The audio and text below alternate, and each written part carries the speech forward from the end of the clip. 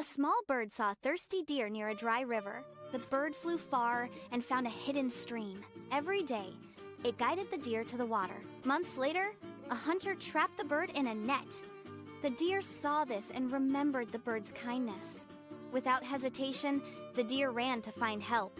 It alerted a nearby farmer, who rushed to the scene. Together, they scared away the hunter. The bird was freed from the trap. The deer and the bird were safe. They continued their friendship. Moral: kindness never disappears. It always comes back.